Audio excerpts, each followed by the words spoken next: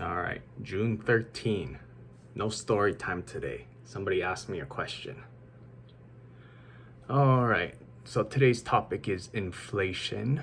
And somebody said that prices are going up in restaurants. Last time I was talking inflation, they said the majority of the regulars stopped coming in with their last price hike. This is a Subway. Their owner also sold another Subway in the area since COVID. That food area took a severe foot traffic. Okay, so first thing is it says a food area took a severe hit in food traffic. A few clothing stores and movie theaters were the main draw. So that's what's called the anchor store. It's kind of like a Walmart or just something else that brings people to a strip mall that otherwise wouldn't have a lot of traffic. So usually its rent is favorable for anchor locations. And yeah, so since COVID, there's less movies and whatever, so that's the anchor. And since they lost that, that's why the foot traffic took a hit. Maybe a question you consider answering in the future video. So that's what this is about. What is your approach to balancing inflation with your prices that gets passed on to the customers? So one thing is okay, so you have to think about the supply chain. Stuff starts at for restaurants specifically. I'll use that as an example. So for restaurants, food starts at the farm, right? You take a raw material, which is seeds, combine it with labor and land, and it turns into food. So rent increases on the land, unless they already own it, is naturally like 2 or 3% per year or whatever it is. And the cost of seeds probably didn't go up by that much. But I think where a lot of the inflation is happening is the whole supply chain, because it's a whole thing of like supply and demand and whatever. But one thing that I noticed that I think is happening is because it gets passed through so many people's hands, everyone has leverage to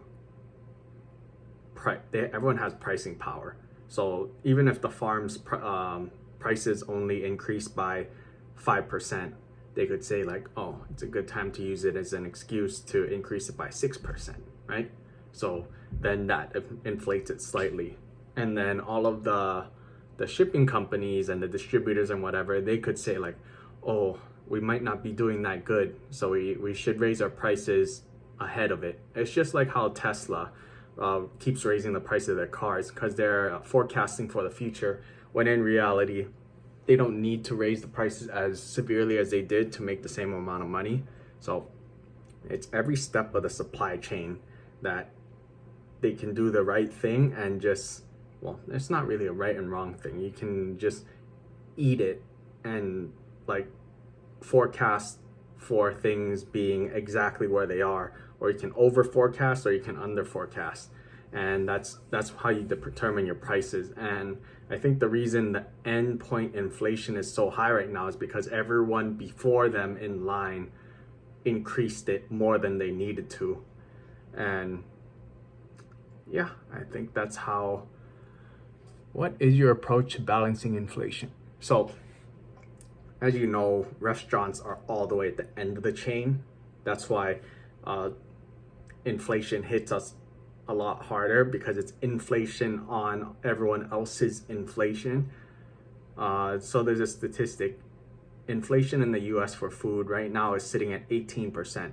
Now, if you think about Hawaii specifically, everything has to fly from the US to get here. So other than just the cost of the 18% inflation average since COVID started, it's been 18%. This year so far, we're at like 10% or something. Last year and the year March 2020 up until now, it's 18%.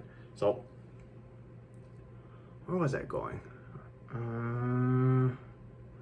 Inflation. Well, anyways, so as a restaurant, if you raise prices too much, so let's say our tasting menu, it used to be $60 pre-pandemic, right? So it was $60 per person, and then you can add on whatever. And now we increased it by almost 18%. It's up to 72. 18% off of 72 is actually 59. So theoretically, we got cheaper if you scale it to inflation. But the level of complaints we get has gone up by a lot, because I think natural inflation is so small that it's usually not enough to complain about. But when there's such a severe spike and then people's minds are still pre-pandemic in terms of perceived inflation, then when they see the new prices, they're like, what is going on? This place is a scam, and they're milking us and all that stuff. And that's the thing. Most people like to complain about things, and they don't look for the facts and the truth. They just do whatever's convenient, and people like to complain. So that's the thing, is you can either eat it and go lower in price, or you can say, this is what it is, we're gonna match inflation to it. But so there's labor inflation, rent inflation, there's inflation of every type. Just because the food inflation is 18%, it doesn't necessarily mean you have to raise your prices by 18%. Because like in the past 2 years, my labor cost has doubled. And part of it is inflation, but most of it is just because I want to pay my staff more and we're making more money. So yeah, I guess that part's my fault, giving out too many raises too fast. But yeah, rent obviously then increased by 18%, because it's like you're in a contract that it only goes up like 2 to 4% per year. So that's, you save some money over there. And if inflation on food is 18%, okay, so if your inflation is 18% and you raise your prices by 18%, you actually come out net positive, because the flat dollar amount you make is bigger. You make more dollars, but what is your dollars worth? It's worth less. So I guess even though we're making more dollars, each dollar buys less stuff. Therefore, we're making less money now than we did when it was $60. So as far as how things are right now, I would say most restaurants are just trying to survive, and a lot of restaurants are going to start closing. Those that do survive are going to absorb the whole market share, because it's going to eventually rebound. And if there's 20% less restaurants, that means the remaining 80% that survived are going to eat up that customer base, and then that's when we can move back into a stronger economy. I want to talk about I'm talking about inflation directly now, not on a restaurant scale.